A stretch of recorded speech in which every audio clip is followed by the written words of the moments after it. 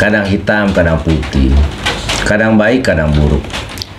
Memang manusia seperti itu, nggak akan seterusnya sempurna, nggak akan selamanya juga sempurna. Pasti ada hal-hal negatif yang diperbuat, pasti ada suatu kesalahan secara sengaja maupun tidak sengaja. Tapi kita harus terus untuk merubahnya menjadi yang lebih baik dan menjadi lebih baik. Jangan sampai kita mati tidak membawa apa-apa, dan jangan sampai kita mati tidak meninggalkan apa-apa. Itu konsep hidup untuk motivasi kita semua supaya kita menjadi orang yang bermanfaat untuk keluarga kita dan untuk orang lain di sekitar kita. Oke, kembali lagi di Menggayal. Assalamualaikum warahmatullahi wabarakatuh. Salam sejahtera untuk teman-teman semuanya.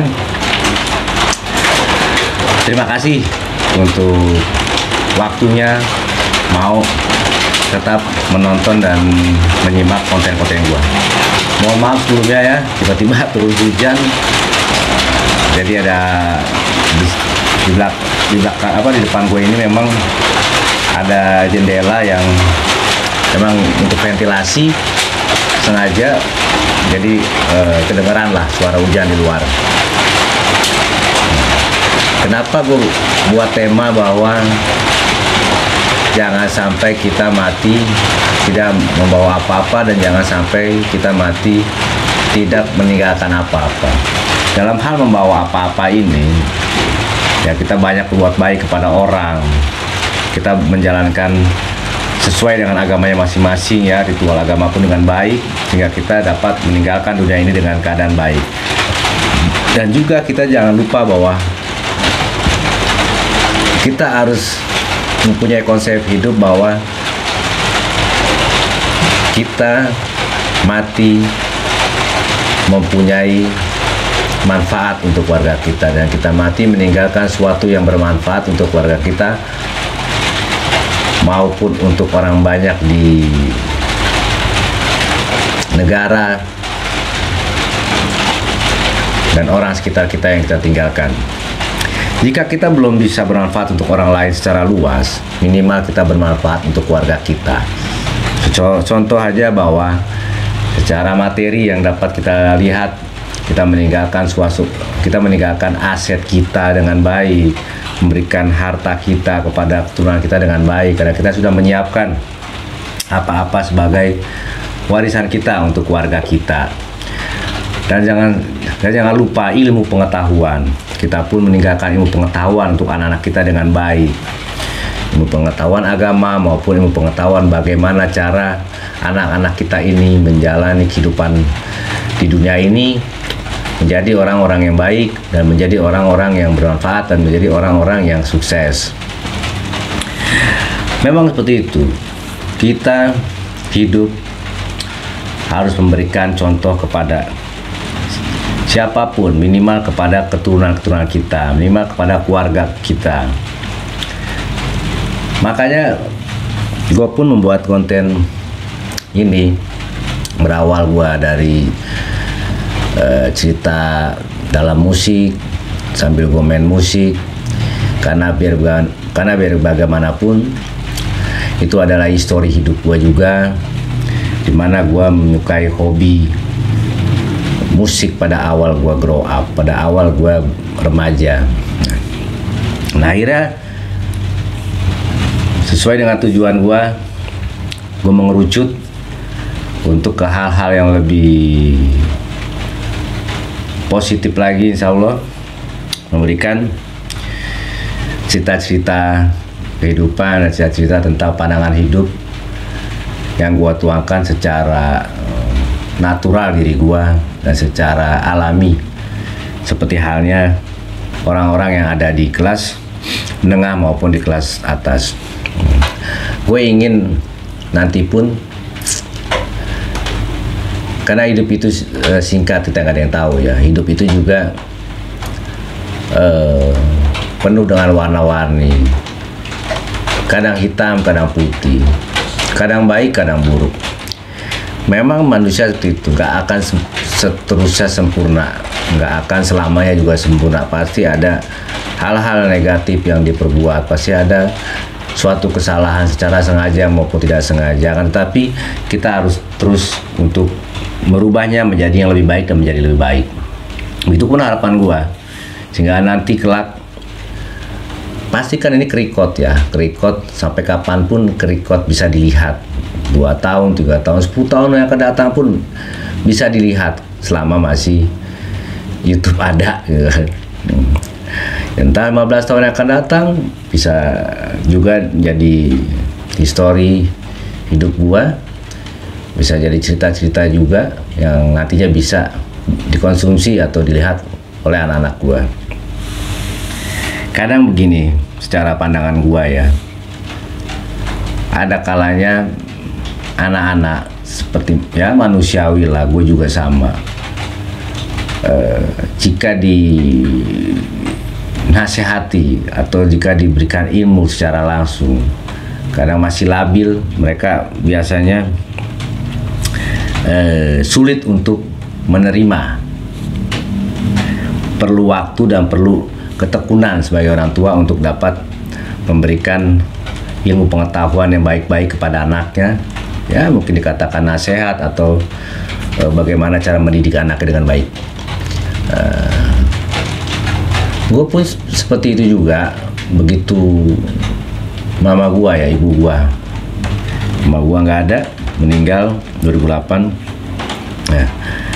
Setelah itu gue baru teringat-ingat apa yang pernah dibicarakan oleh ibu gua, mamah gua, dan baru di situ gua sadari bahwa ternyata maksud dan tujuan almarhum mama gua baik, supaya gua menjadi seorang laki-laki yang baik, menjadi orang yang dapat berkembang dengan baik dan menjadi orang yang dapat hidup dengan baik.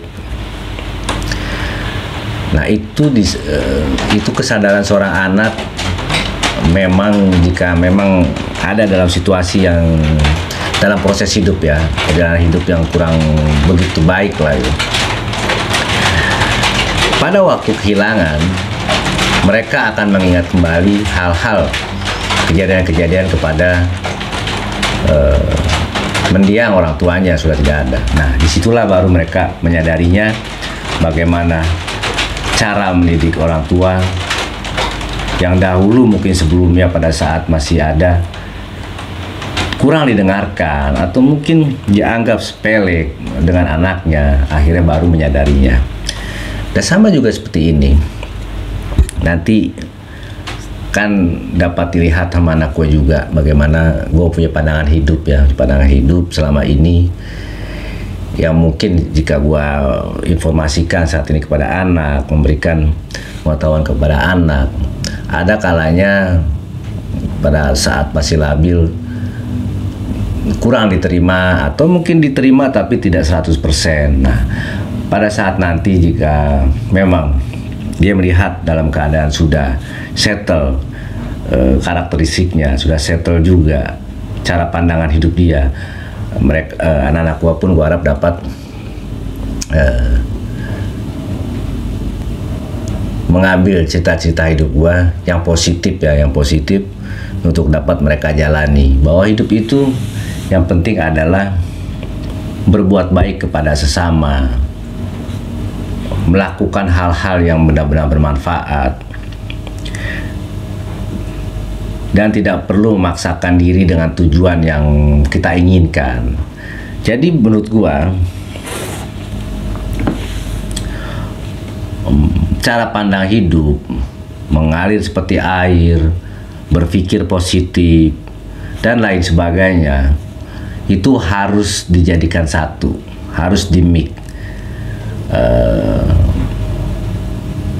Sama seperti konsep ini ya, karena hidup itu harus seimbang, jadi semuanya itu harus diseimbangkan kalau menurut pandangan gua.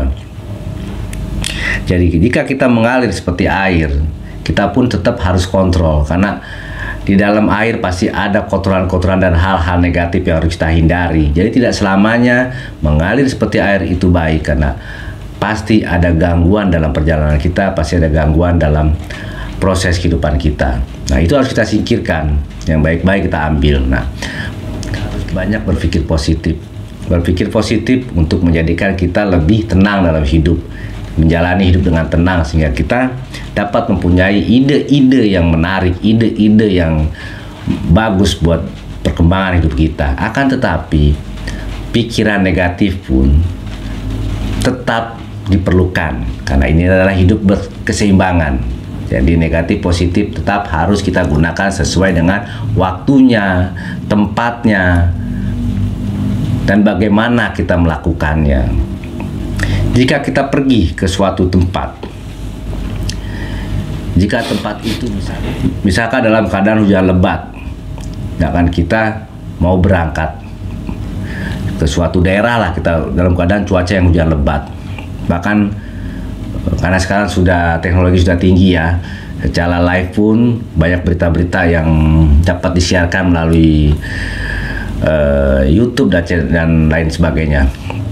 Nah, kita lihat di situ keadaannya, ada warning di situ. Tapi kita nekat untuk pergi karena kita berpikir positif, gue yakin nggak ada masalah. Nah, itu pun bisa dikatakan salah berpikir. Kadang kita memerlukan berpikir secara negatif. Bagaimana jika nanti memang cuaca ini tidak baik, kata kita harus melewati tebing misalkan, atau seperti jalanan di Jawa Barat yang banyak melalui pegunungan lah gitu, atau di daerah Sumatera gitu. Ini contoh aja ya.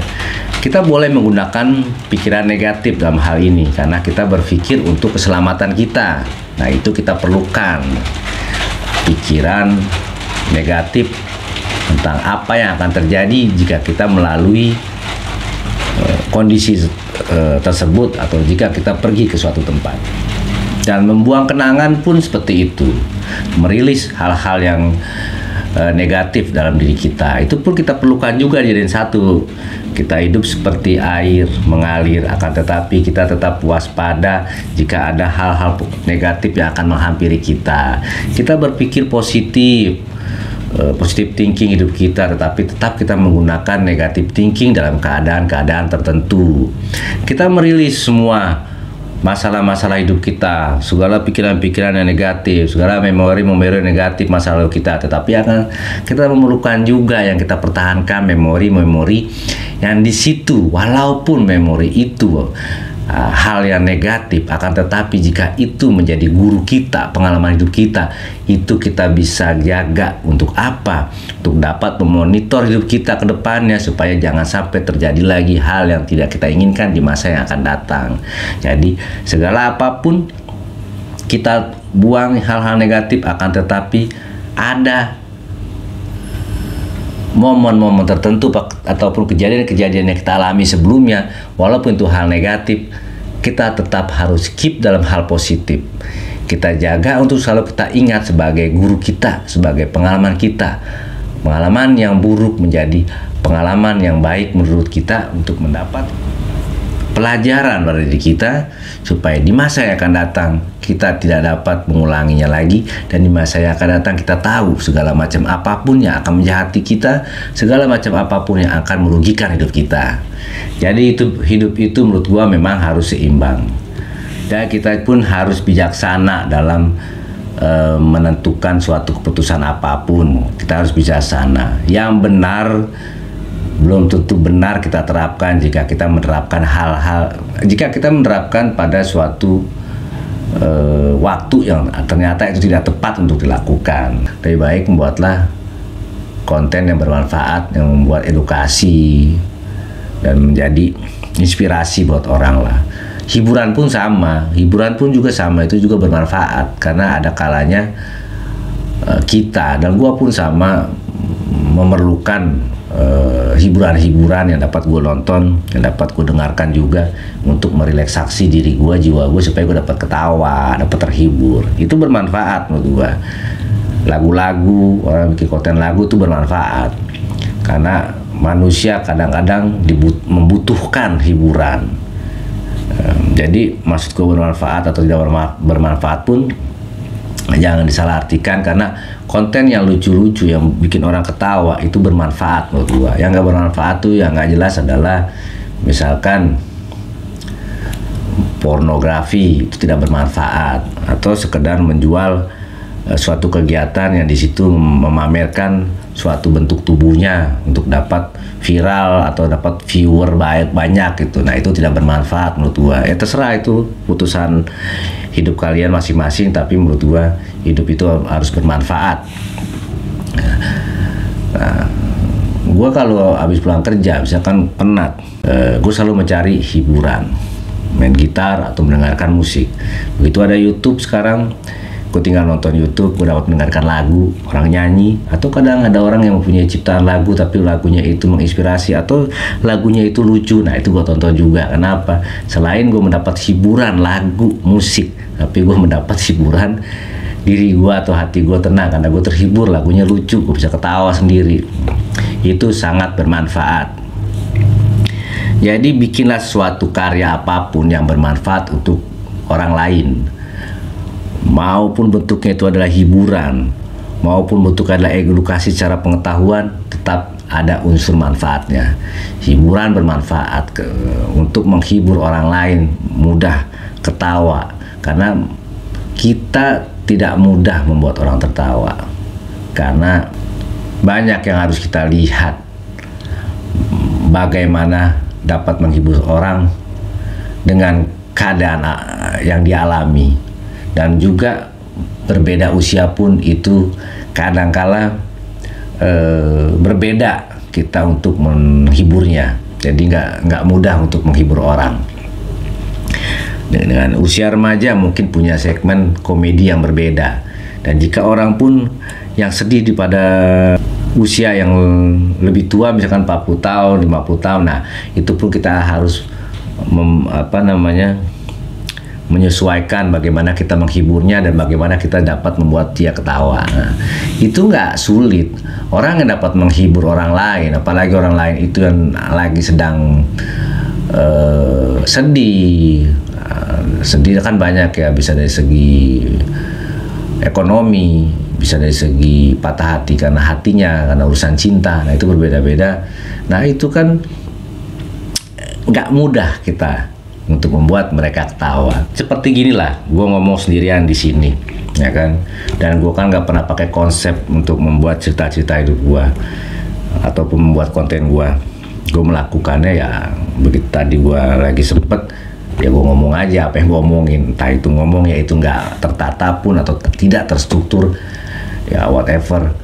Karena menurut gue bicara yang tidak terkonsep atau bicara ini untuk ini aja ya, untuk konten yang berbeda, untuk hal pekerjaan, untuk hal pekerjaan di perusahaan atau di dalam urusan pekerjaan lu lah, selalu itu lu harus terstruktur, karena di situ ada yang namanya konsep bekerja ya. Di situ beda dengan konten. Kalau konten seperti ini gue anggap adalah hiburan sambil memberikan motivasi. Jadi gue nggak perlu untuk yang namanya terkonsep, sehingga gue dapat menciptakan suatu pandangan hidup yang bagus gitu.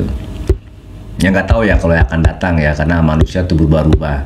Bisa terjadi gue akhirnya memerlukan konsep itu, menata kembali jika emang nanti gue benar-benar serius atau mendalami nih YouTube ini, hingga akhirnya gue mempunyai suatu tim gitu. Bisa terjadi berubah hidup, karena gue juga tidak munafik atau gue tidak memungkiri bahwa manusia itu pasti akan berubah, asalkan perubahan itu yang positif, gak ada masalah. Tapi pada saat ini memang karena dari awal itu namanya ngayal ya, apa yang gue ingin bicarakan pada saat ini ya akhirnya gue tuangkan langsung tanpa harus gue tulis lagi. Nah, gue jadi lupa kan akhirnya tuh. Nah, itulah namanya menghayal. Nah, begitulah hidup. Menurut gue kita harus memberikan suatu manfaat walaupun sekecil apapun. Nah, kembali lagi yang tadi, seperti judul awalnya, kenapa gue tiba-tiba mempunyai pikiran bahwa atau mempunyai hayalan bahwa gue ataupun orang lain nanti di luar sana, gue berharap, karena manusia pasti akan mati kapanpun juga. Katakanlah umur panjang gak ada masalah, tapi mati dalam keadaan memberikan manfaat untuk orang yang ditinggalkannya, dan mati dalam keadaan manfaat untuk dirinya karena dia mempunyai bekal untuk dia mati, untuk dia menghadap sang ilahi, untuk dia menghadap sang pencipta, Tuhan yang Maha Kuasa. Jadi hiduplah bermanfaat untuk diri sendiri, yaitu apa?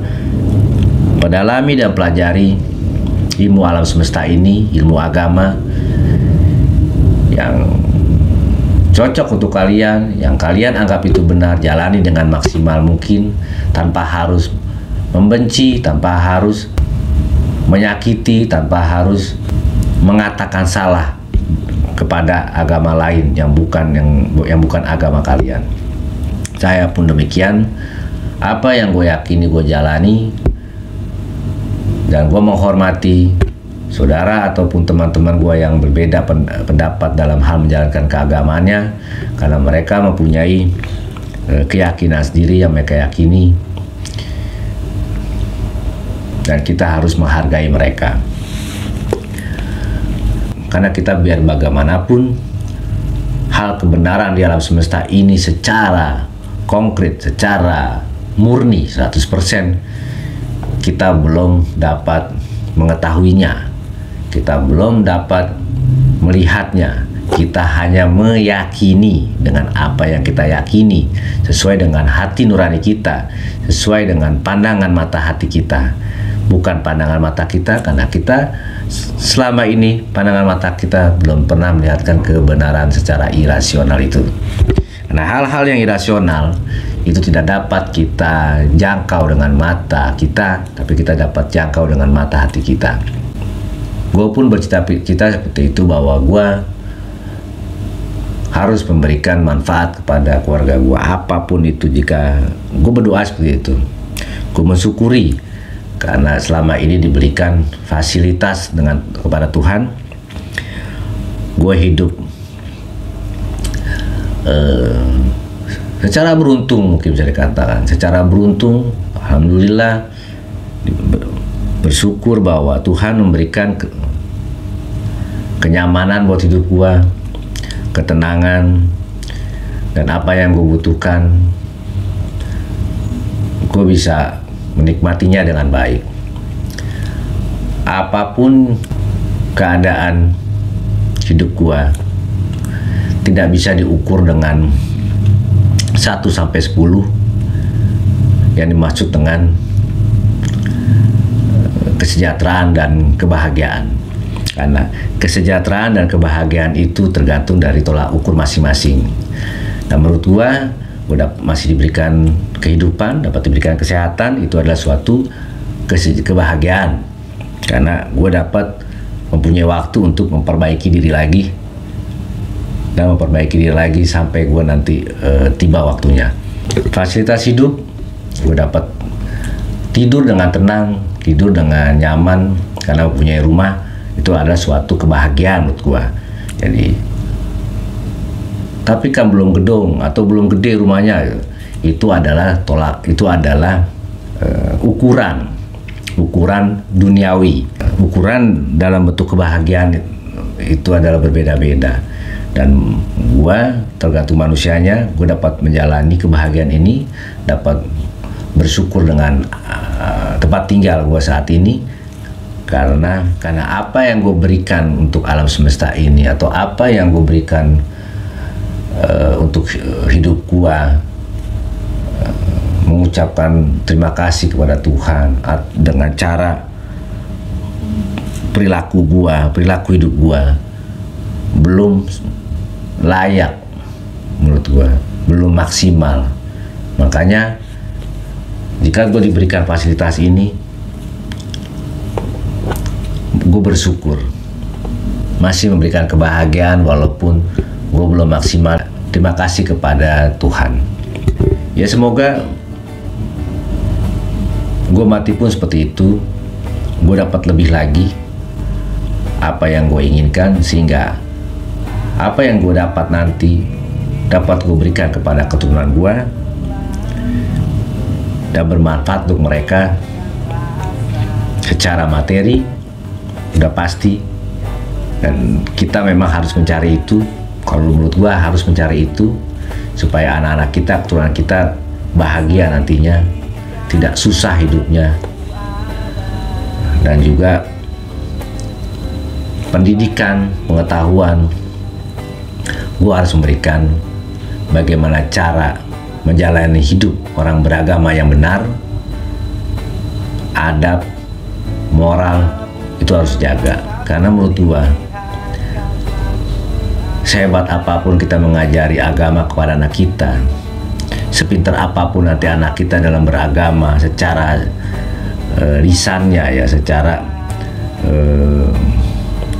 ritual agamanya nanti, mungkin dia menghafal ayat-ayat suci dengan baik, akan tetapi jika adab dan moralnya tidak diperbaiki atau mereka tidak mempunyai adab dan moral, gua sedih juga. Gua merasa gagal mendidik anak-anak gua, karena yang gua harapkan adalah bukan hafalan dalam beragama. Gua nggak mewajibkan hal itu, tapi gua mewajibkan kepada anak-anak gua beragama dan meritual agamakan dengan baik kewajibannya semaksimal yang dia mampu, akan tetapi yang paling utama adalah adab dan moralnya. Kepada siapapun dia harus beradab dan bermoral, tanpa harus melihat kostum orang itu, tanpa harus melihat baju orang itu, tanpa harus melihat dari mana asal orang itu. Siapapun orang yang baik di depan kita, kita harus hormati. Mau yang muda, mau yang tua, kita harus hormati. Karena orang yang beradab dan bermoral adalah orang yang sungguh-sungguh menjalankan agamanya. Tetapi orang yang beragama pintar tapi dia tidak beradab dan bermoral, itu adalah bukan orang yang beragama yang sungguh-sungguh. Itu menurut pandangan gue, dan gue berharap dan meyakini gue bisa untuk menjadikan anak-anak gue seperti itu. Walaupun perlu proses, karena biar bagaimanapun mereka punya lingkungan juga di luar hidup gue. Mereka dapat terkontaminasi hal yang positif ataupun hal yang negatif. Dan gue selalu memonitor dan berusaha untuk memonitor supaya lebih sedikit hal negatif yang didapat. Karena nggak mungkin manusia itu dalam hal berkembang tidak akan mendapatkan hal negatif. Pasti mereka akan mendapatkan suatu hal negatif, informasi dari teman-temannya, informasi dari media sekarang udah mudah. Yang kita harapkan sebagai orang tua atau yang kita inginkan dan kita monitor mereka semua, atau kita berusaha semaksimal mungkin supaya mereka dapat lebih banyak hal positifnya dibanding hal negatifnya. Dan sebelum gua akhiri, ada yang paling inti juga dari manfaat yang kita berikan kepada keturunan-keturunan kita dalam hal materi ya. Kalau dalam ilmu pengetahuan itu gue yakini ya 90% atau 99% dapat berjalan dengan baik. Kita pun mudah-mudahan apa yang kita turunkan menjadi hal yang baik semuanya. Yang dikhawatirkan adalah kita meninggalkan suatu banyak materi ya, dalam hal ini bisa dikatakan dengan istilah warisan materi ya, warisan agama, warisan pengetahuan itu ya, apa yang kita nasihatkan kepada mereka, pengetahuan yang kita punya kita beritahukan kepada anak-anak kita, sehingga anak-anak kita akan terbentuk dari pengetahuan yang kita punya. Nah, jika pengetahuan yang kita berikan kepada mereka ternyata salah, ya kita bertanggung jawab juga bahwa kita mempunyai kesalahan dalam menginformasikan sesuatu tidak benar. Nah, begitu pula juga materi. Jika kita meninggalkan materi untuk anak-anak kita, berikanlah sebelum kita mati suatu hal yang tertulis. Jika memang kita berkesempatan mempunyai harta dan kita masih hidup. Jika kita memang tidak mempunyai kesempatan, tiba-tiba kita membeli suatu aset, tiba-tiba besoknya kita mati, itu lain soal. Kita tidak punya kesempatan untuk menulis suatu wasiat apapun kepada anak kita secara tertulis. Tapi jika kita masih punya kesempatan, segerakanlah, walaupun kita masih sehat, segerakanlah tulislah hak-hak mereka. Jika kita punya anak lebih dari satu ya, jika kita punya anak satu itu nggak ada masalah. Karena otomatis apa yang kita tinggalkan materi ya, ini urusannya kan bisa rumah, bisa tanah, bisa mungkin kita punya peninggalan emas gitu kan, kita kita menabung pakai emas. Sekarang kan banyak macam-macam nabungnya, perhiasan atau uang di bank. Nah, Anak kita satu itu nggak ada masalah karena akan lari kepada dia. Nah, jika anak kita beda satu, kita harus tertulis memberikan hak sesuai porsinya masing-masing ya, sesuai yang diajarkan oleh agama masing-masing. Karena apa? Karena jangan sampai ada saudara yang saling bermusuhan atau saudara yang saling bunuh-bunuhan dikarenakan uang, dikarenakan harta peninggalan. Karena kita sebagai orang tua pun akan menjadi, menurut gua ya, kalau menurut gua ya, gua nggak lihat secara agama lah, menurut gua tetap gua pun akan bermasalah walaupun gua udah mati jika gua meninggalkan suatu harta yang menjadi perebutan anak-anak gua nanti. Jadi tinggalkanlah segala sesuatu yang baik-baik kepada keturunan kita. Jika kita memang tidak punya kesempatan, itu berbeda lagi. Tapi jika kita masih punya kesempatan dan kita mengetahui hal tersebut, jangan sampai itu menjadi suatu bumerang kepada anak kita, maka kita tulislah. Dan mereka menyaksikan semua pada saat kita hidup, yang kita bagi berapa persen untuk A dan berapa persen untuk yang B. Karena kan hal ini gue pun mempunyai pengalaman dan teman-teman juga pasti punya pengalaman ya, entah kita melihat dari televisi, kita melihat dari berita di YouTube, ada adik sama abang saling pukul-pukulan, berebut warisan, macem-macem lah. Itu terjadi. Dan kalaupun, dan gampang kok tinggal ketik aja di YouTube, ada nggak ya kejadian kayak gitu? Pasti ada yang kayak gitu. Itu suatu bukti memang ada kejadian seperti itu. Kadang kan ini kalau menurut gua pandangan ini jelek ya, menurut ini jelek. Memang maksudnya baik, tapi ini jelek menurut gua. Dan itu sering kali begitu. Misalnya kita lagi ada seorang anak yang memberikan ide seperti itu, dan biasanya akan marah saudaranya yang lain, lu gila gitu. Orang tua kita masih hidup, ngapain kita menuliskan suatu harta A, B, C, D bagaimana aja. Nah itu, atau mungkin orang tuanya ada juga yang berpikir bahwa lu di sini, lu bagian ini, lu bagian itu ya, tapi gua nggak akan tulisin karena kalau gua tuliskan lu sama aja nyumpain gua mati dong, misalnya nyumpain papa mati dong, misalnya gitu. Itu ada yang omongan kayak gitu, pernah gua dengar juga. Maksudnya memang benar, kan masih hidup, kenapa harus bicarakan masalah warisan misalnya kayak gitu. Ya, akan tetapi manusia itu nggak selamanya baik. Manusia itu berubah-ubah, apalagi kita mempercayai bahwa ada bisikan setan di sini. Kita mempercayai itu. Hal orang yang baik pun, apalagi jika terhimpit, itu akan berubah. Orang yang nggak terhimpit pun, kalau berhadapan dengan masalah uang, masalah harta, itu akan menjadi orang yang tidak baik gitu. Dan banyaknya kejadian seperti itu. Jadi lebih baik menurut gua ya, pandangan hidup gua adalah menjaga hal seperti itu. Jadi biarlah baik menjadi baik seterusnya, dibandingkan baik nanti malah melahirkan ketidakbaikan. Karena kasihan mereka sebetulnya orang-orang baik, karena ada kebutuhan akhirnya menjadi tidak baik, ataupun karena tergoda duniawi, harta dan lain-lain lah yang berbentuk dengan harta ya, akan menjadi tidak baik. Karena manusia intinya adalah terlahir dengan manusia yang baik. Manusia terbentuk dengan baik karena lingkungannya, karena informasi, karena pengetahuan, dan manusia menjadi tidak baik karena lingkungannya, karena informasi, karena pengetahuan yang salah yang didapat. Itulah hidup ini. Hidup itu harus seimbang. Makanya jika kita ada dalam keadaan baik, dalam lingkungan baik, jagalah keadaan tersebut menjadi lebih baik.